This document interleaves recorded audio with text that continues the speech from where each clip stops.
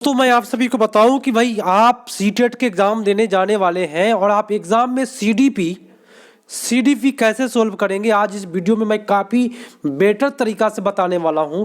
और आज जो सेशन है दोस्तों वह 21 जनवरी 2022 का सेशन लेकर के आया हूं और सीडीपी कैसे सोल्व करना है ट्रिक से और समझ करके, ताकि आपका स्कोर कम से कम 28-29 सही हो। तो चलिए शुरू करते हैं। आज की क्लास काफ़ी मज़ेदार होने वाला है, आप लोग जवाब देने की कोशिश करिएगा। चलिए, प्रथम क्वेश्चन आपकी स्क्रीन पर मौजूद है, जवाब दीजिएगा आप सभी को ही। क्वेश्चन क्या कहता है देखिएगा, कैसे सोल्व करना है। पहले तो क्वेश्चन को पूरे अच्छे तरीका से पढ़ रहे तब जवाब दे। देखिए क्वेश्चन को कैसे करते हैं। बालक विकास के सिद्धांत के संदर्भ में निम्नलिखित में कौन सा कथन सही है, बताइए। विकास के संदर्भ सिद्धांत में कौन सा कथन सही जा रहा है, बताए। तो पता है आप सभी को, विकास जो है वह शरीर के केंद्र भाग से बाहर की तरफ होता है, इसको हम अधोगामी कहते हैं, आप सभी को पता है।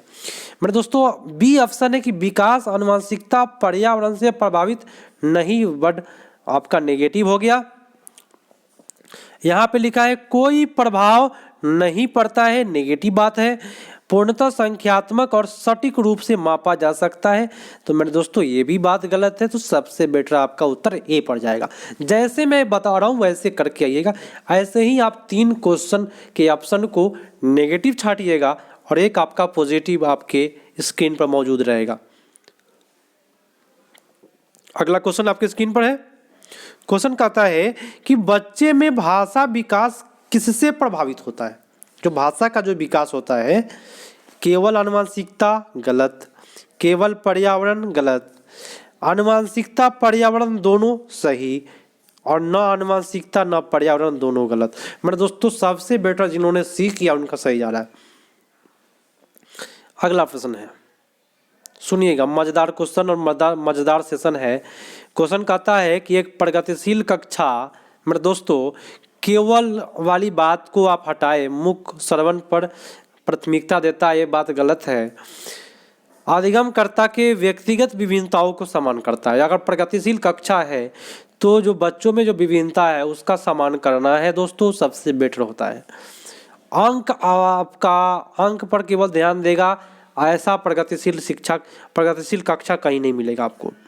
व्यवहारवादी सिद्धांत पर निर्धारित है, तो केवल व्यवहारवादी पर ही नहीं जाएगा दोस्तों, ये भी आपका गलत हुआ। सबसे बेटर जिन्होंने बी किया उनका सही आ रहा है।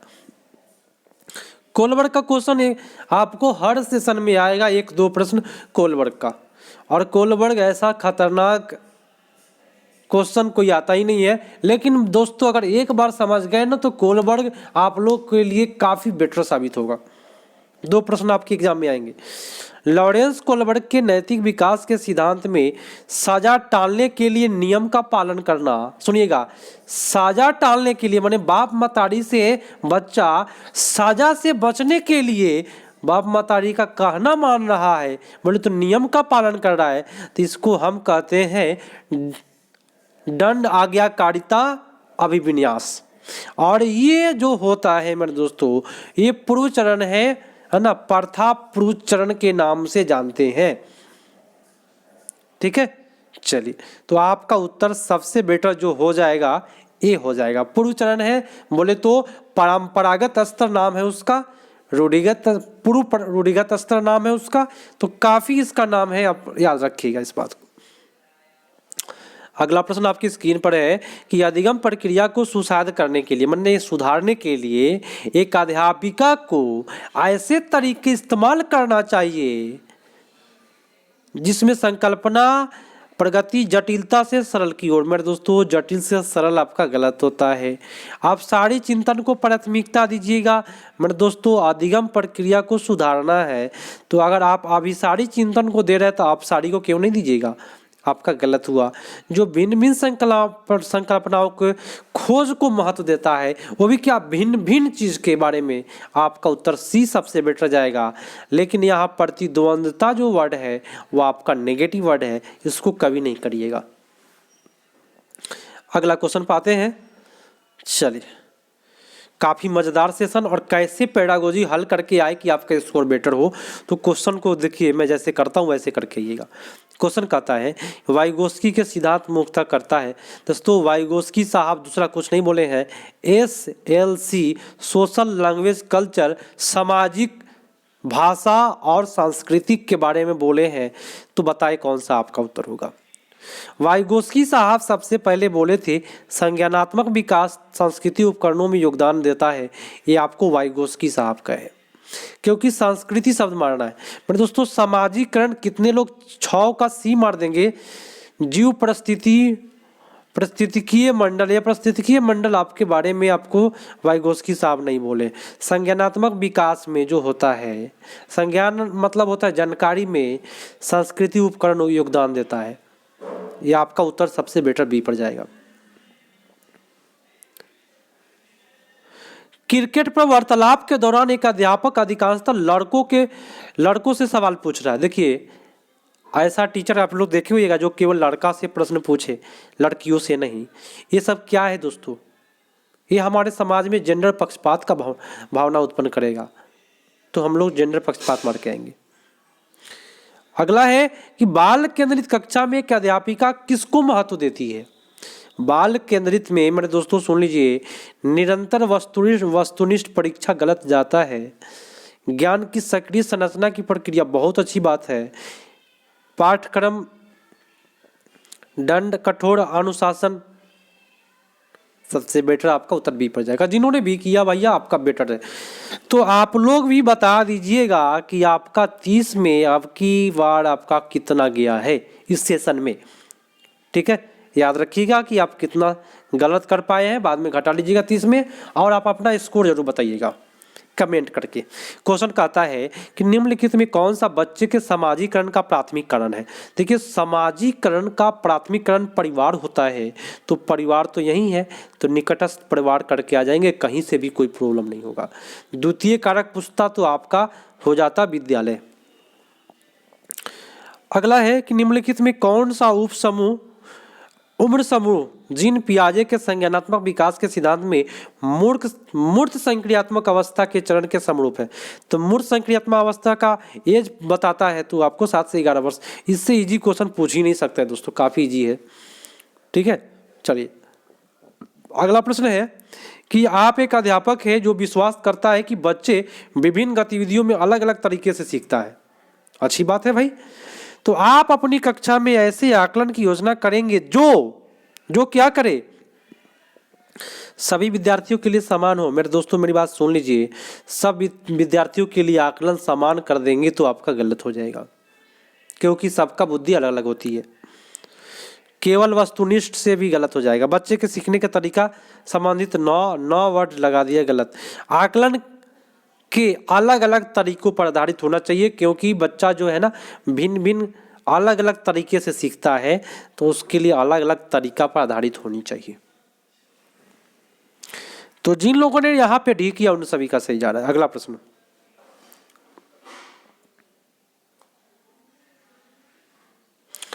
प्रश्न है सुनिएगा, मजेदार सेशन मैं कराऊंगा, कभी भी कराऊंगा तो, और आप लोग से काफ़ी मेरे सेशन का इंतजार कर रहे हैं। मॉर्निंग में 9:30 और शाम को 7 बजे लाइव चलता है, 2 लाइव। और ट्रेनिंग की वजह से मॉर्निंग वाला लाइव थोड़ा सा प्रभावित हुआ है। मेरा ट्रेनिंग 8 से 13 तारीख तक पड़ गया इसी बीच। तो ट्रेनिंग करना, नौकरी तो नौकरी होती है दोस्तों, सरकारी नौकरी, चाहे कितना भी ठंड पड़े, चाहे कितना भी कुछ हो, सरकारी नौकरी भाई काफ़ी देवा सेवा कहते हैं ना उसको, देवा सेवा से मिलता है, जिसकी वजह से। लेकिन फिर भी मैं आप लोग के लिए क्लास के लिए रिकॉर्डेड लाइव प्रोवाइड करके आया हूँ ट्रेनिंग पर, ताकि आप लोगों को कोई दिक्कत नहीं हो। क्वेश्चन क्या कहता है सुनिएगा, लेई वाइगोस्की के सिद्धांत के अनुसार, मैं आप सभी का कमेंट देखूंगा, देखते रहता हूं हमेशा, निम्नलिखित में कौन सी अध्यापन प्रक्रिया को पार प्रदान करने के लिए प्रभावशाली है। मेरे दोस्तों मेरा अगर ट्रिक सुनेंगे आप खुशी से उछल जाएंगे। पार मतलब होता है ढांचा, और ढांचा मतलब होता है आधारभूत, और आधारभूत अवधारणा मतलब हो जाएगा, देखिए पार का एक ही ट्रिक है, आंसर में संकेत आएगा, संकेत से इशारा करना, इशारा करना जरूर आएगा, संकेत से इशारा करना आएगा ही आएगा। तो चलिए देख लीजिए, यहाँ पे लिखा हुआ इशारा देना है, तो पार वाला क्वेश्चन में इशारा वाला वर्ड जरूर आएगा। तो समस्या सुलझाने के दौरान अगर बच्चे किसी बिंदु पर अटक जाते हैं तो संकेत और इशारा देना, ये संकेत और इशारा पार के लिए 100% आपका सही जाएगा। अगला प्रश्न, निम्नलिखित कथनों में से बुद्धिमत्ता के बारे में कौन सा कथन सही है? बुद्धिमत्ता केवल बुद्धि लब्धि परीक्षणों के ही मापता है, तो केवल बुद्धि लब्धि नहीं मापता है, गलत बात है। बुद्धिमत्ता संबंधित व्यक्तिगत विभिन्नताओं को अनुवांशिकता की कोई भूमिका नहीं होती है, नेगेटिव बात बोला। एक क्षेत्र में उच्च बुद्धिमत्ता और अन्य क्षेत्रों में उच्च बुद्धिमत्ता सुनिश्चित करता है, मतलब दोस्तों सुनिश्चित करने वाली बात भी आपका नेगेटिव होता है, फिक्स वाली बात कभी भी गलत होगा। तो बुद्धिमत्ता विद्यालय में बेहतर प्रदर्शन करने की योग्यता से अधिक है, सबसे बेटर आपका डी पड़ जाएगा। चलिए अगला प्रश्न है कि एक घोड़ा को देखकर मजा आ जाएगा दोस्तों, काफी मजेदार क्वेश्चन है। 3 वर्ष का बालिका चकित होकर बोली, वाह इतना बड़ा कुत्ता। भाई देखिए वो जीवन में कभी घोड़ा देखा ही नहीं, केवल कुत्ता देखा, और भाई घोड़ा को भी देखकर बोला इतना बड़ा कुत्ता, मतलब उसके माइंड में कुत्ता ही बैठा है और घोड़ा को भी कुत्ता बोल रहा है, मतलब उसके माइंड में बैठा है जिसके 4 पैर है और 1 दुम है वो कुत्ता ही होगा। घोड़ा को भी कुत्ता बोला, तो ये माइंड में कोई परिवर्तन नहीं किया, कुत्ता ही जानता था, घोड़ा को भी कुत्ता, हर चीज को कुत्ता बोले, तो जिसमें कोई परिवर्तन नहीं हो आत्मसातकरण कहते हैं, या उसी का नाम है समावेशन। लेकिन यदि घोड़ा को घोड़ा कहता, कुत्ता को कुत्ता कहता परिवर्तन करके, तब समायोजन होता।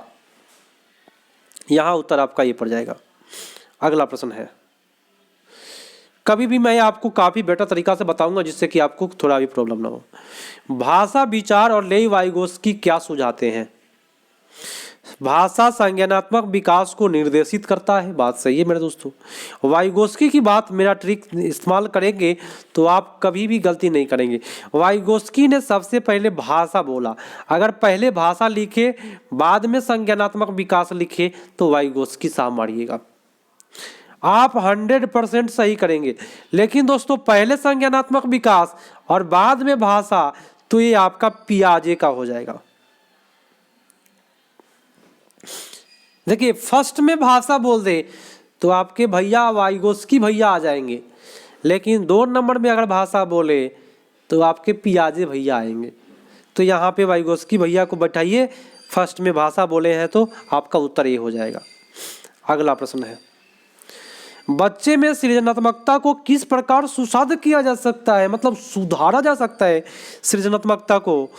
देखिए सृजन बोले तो निर्माण करना, निर्माण कब होगा मेरे दोस्तों? जब खोज होगी, तो खोज के लिए प्रोत्साहित होगा। अध्यापक केंद्रित गलत होता है, लगातार अभ्यास को दोहराना गलत है, अध्यापक केंद्रित गलत है, केवल गलत है। चलिए अगले प्रश्न पर आते हैं। गुणज वैकल्य मतलब होता है जिसको गणित में कठिनाई हो, सीधे तौर पर निम्नलिखित में किससे संबंधित है? तो गुणज वैकल्य के बारे में जिसको गणित में कठिनाई हो तो गणितीय संकल्पना के अधिगम में कठिनता से कोई दिक्कत नहीं ना है। चलिए बहुत अच्छी बात है जिन लोगों ने डी किया। शिक्षा का अधिकार अधिनियम 2009 के अंतर्गत निजी विद्यालयों में आर्थिक रूप से कमजोर वर्ग के विद्यार्थियों के दाखिले हेतु सीट के आरक्षण का प्रावधान है। कोई भी निजी विद्यालय, मेरे दोस्तों सुनिएगा, कोई भी प्राइवेट स्कूल में भाई कमजोर वर्ग के बच्चा के लिए आरक्षण का प्रावधान है, लेकिन नहीं देता है दोस्तों। इन छात्रों को सफल समावेशन हेतु एक अध्यापक को किस तरह के शिक्षा शास्त्र का इस्तेमाल करना चाहिए, बताएं क्या करिएगा? भेदभावात्मक करिएगा क्या? जो कमजोर है उसके साथ भेदभाव करिएगा, गलत बात। अलगाव रखिएगा, गलत बात। समानता पर आधारित कि समता पर आधारित, बताइए। समानता मानिएगा कि समता मानिएगा? अगर कमजोर वर्ग का बच्चा के लिए आरक्षण है आपके विद्यालय में तो समानता पर आधारित मानिएगा, समता मानिएगा? मेरे दोस्तों साम्यता मानिएगा, सबसे बेटर आपका ये सी जाएगा सही, ठीक है। क्षमता पर आधारित, सी इज द राइट आंसर। अगला प्रश्न सुनिएगा, एक समावेशी कक्षा में सूचना को किस तरह से प्रस्तुत करना चाहिए बताएं। केवल शाब्दिक, केवल दृश्य, केवल मौखिक, बहु रूप में। चलिए इसमें कोई गलती नहीं होगा किसी का भी, आपका उत्तर डी हो जाएगा। अगला है कि शिक्षा के समकालीन नीतियों के अनुसार दिव्यांग बच्चों की शिक्षा के लिए कौन सा मॉडल सुझाया गया है। तो दिव्यांग के लिए मेरे दोस्तों कोई भी बच्चा हो, चाहे वह दिव्यांग हो या स्वस्थ बच्चा हो, सभी के लिए समावेशी शिक्षा है। अगला है कि अधिगम प्रक्रिया के बारे में निम्नलिखित में कौन सा कथन गलत है। अधिगम एक निरंतर प्रक्रिया है, आपका गलत, सही बात है भाई, गलत कथन चुनना है। अधिगम निरंतर चलता है, मैंने सीखना हमेशा चलते रहता है। अधिगम प्रक्रिया त्रुटि या गलतियां के लिए अप्रासंगिक है, अप्रासंगिक गलत बात बोला और यहाँ पे गलत बात ही खोजना था, तो मारिए आपका उत्तर सही हो जाएगा। अगला है कि बच्चे को बारंबार बोलने के लिए वह अधिगम के लिए योग्य नहीं है। मान लीजिए आप एक टीचर बनने जा रहे हैं, मेरी बात सुनिएगा ध्यान से। आप एक टीचर बनने जा रहे हैं, आप किसी बच्चा को बार बार बोल रहे हैं कि तुम अधिगम योग्य नहीं हो, माने तुम सीखने लायक नहीं हो। बताइए किस संभावना को बढ़ावा देता है। अगर आप किसी बच्चे को बार बार बोल रहे हैं कि तुम पढ़ने लायक नहीं हो, तो क्या बच्चा वो प्रेरित होगा? नहीं होगा। उसको वह क्या हो जाएगा? निष्प्रेरित हो जाएगा, अनुप्रेरित हो जाएगा। आपका उत्तर सबसे बेटर ए होगा। समस्या समाधान कौशल को किस प्रकार से बढ़ाया जा सकता है। समस्या समाधान कौशल को मेरे दोस्तों याद रखिएगा, उपकरण सामग्री परंपरागत इस्तेमाल कर दे करके, परंपरागत गलत, समस्या को मानक रूप में आपका गलत, याद करने वाली बात गलत, समाधान के वैकल्पिक तरीकों को मांगकर सबसे बेटर आपका उत्तर सी पड़ जाएगा। प्राथमिक कक्षाओं में संकल्प अध्यापन हेतु विषय वस्तु को प्रस्तुत करने का तरीका कौन सा क्रम सर्वाधिक उपयुक्त होगा बताएं। क्रम में बताना इसमें। तो कभी भी बच्चे को सबसे पहले मूर्त चीज दिखाएंगे तो मूर्त सबसे पहले ऑप्शन डी नंबर में दिया है, तब चित्र तब संकेत, याद रखिएगा। पहले मूर्त तब उसका चित्र, लास्ट में उसका संकेत। D is the right answer. अगला प्रश्न है कि बच्चे के अधिगम पर कक्षा के वातावरण का काफी प्रभाव पड़ता है। बात सही है। प्रवीणता अभिमुखी अधिगम संस्कृति को बढ़ावा देने के लिए कक्षा का वातावरण किसका होना चाहिए बताइए। मेरे दोस्तों कक्षा का वातावरण कभी भी प्रदर्शन के लिए नहीं होना चाहिए, स्पर्धा के लिए नहीं होना चाहिए। अध्यापक तो टीचर वाला गलत होता है, सकारात्मक एवं सहयोगात्मक होना चाहिए। सबसे बेटर आपका उत्तर डी पर जाएगा। अधिगम के संदर्भ में निम्नलिखित में कौन सा कथन सही है बताएं। कौन सा कथन सही है? परीक्षा ही अधिगम का लक्ष्य है, परीक्षा आपका गलत। अधिगम एक निष्क्रिय प्रक्रिया है, गलत बात है।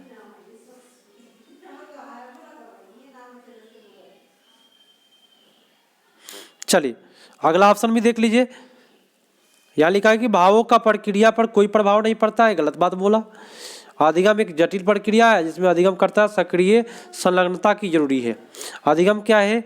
जटिल प्रक्रिया है जिसमें मेरे दोस्तों सक्रिय संलग्नता बहुत जरूरी है। अगला है कि अधिगम का सामाजिक संरचनात्मक विचार अधिगम प्रक्रिया में डैश की महत्ता पर जोर देता है। किस पर जोर देता है? तो समाज की बात किसने किया? वाइगोस्की भैया ने। और वाइगोस्की साहब बोले हैं परस्पर वाली बात। समाज में लोग जो है परस्पर जुड़े होते हैं, ये ट्रिक इस्तेमाल करिएगा। समाज में लोग परस्पर जुड़े होते हैं। अटल शब्द जहर की पुड़िया है दोस्तों, पुरस्कार दंड तो कोलवर्ग का है, तो आपका उत्तर ए पर जाएगा। निम्नलिखित में कौन सा युग्म घटक अभिप्रेरणा का स्रोत का सही रूप से मिला हुआ युग्म है? मेरे दोस्तों अभिप्रेरणा उसी के पास होता है, अभिप्रेरणा का स्रोत उसी के पास है जिसके अंदर जिज्ञासा हो। ठीक है, तो जिज्ञासा आंतरिक अभिप्रेरणा सबसे बेटर है दोस्तों, इससे बेटर कुछ हो ही नहीं सकता। आपका उत्तर डायरेक्ट चला गया बी पर। आइए अगले क्वेश्चन पर। विद्यार्थियों की संकल्पनात्मक समझ को सुधारने हेतु एक अध्यापक को क्या करना चाहिए? छात्रों को केवल गलत। संकल्पना के उदाहरण के लिए गैर उदाहरण सम्मिलित नहीं करना, नहीं बोल दिया। सही जा रहा था लेकिन नहीं लेकर के पटक दिया इसको। जो प्रस्तुत किया गया है उसको पहले ही ज्ञात है, उन्हें दोनों का संबंध स्थापित करने का अवसर देना। मेरे दोस्तों इससे बेटर कुछ नहीं हो सकता है, यहाँ सीमित वर्ड है, गलत जा रहा है। आज का लास्ट प्रश्न है मेरे दोस्तों, और आपका 20 मिनट चल रहा है, 30वां प्रश्न चल रहा है।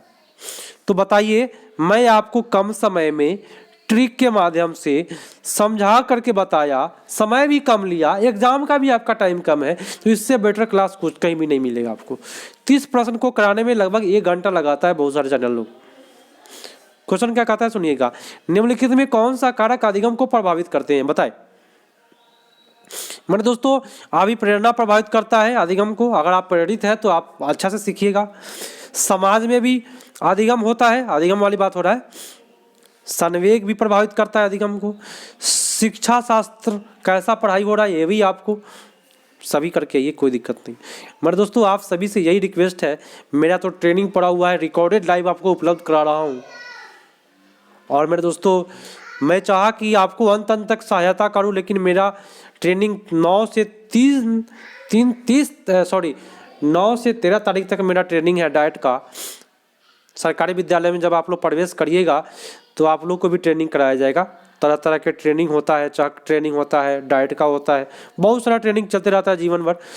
तो इसी ट्रेनिंग के बीच में मैं आप सभी को रिकॉर्डेड लाइव उपलब्ध कराया हूँ। और मेरे दोस्तों मैं आप सभी का कमेंट देखना चाहूँगा। आप लोग कमेंट करिएगा कि मेरा सेशन आपको कैसा लग रहा है, क्योंकि मैं काफ़ी विकट परिस्थिति में आपको वीडियो को प्रोवाइड करा रहा हूँ। तो आपका कमेंट काफ़ी मायने रखता है, कमेंट जरूर करें और शेयर भी करें कि कितने व्यक्तियों को आप जोड़े हैं मेरे चैनल से। ये बात जरूर लिखें कि सर मैंने अपने दोस्तों को जोड़ा है आपके चैनल से, और कैसा लगता है ये बात जरूर बताइएगा आप लोग, क्योंकि आप लोग का जो मोटिवेशन है कमेंट से भी हमको मोटिवेट होते हैं। आपके कमेंट से ही हम मोटिवेट होते हैं, और जिससे के कारण मैं आप लोगों को काफ़ी बेटर तरीक़ा से पढ़ाता हूँ। तो दोस्तों मिलते हैं अगले पार्ट में, तब तक के लिए धन्यवाद। जय हिंद।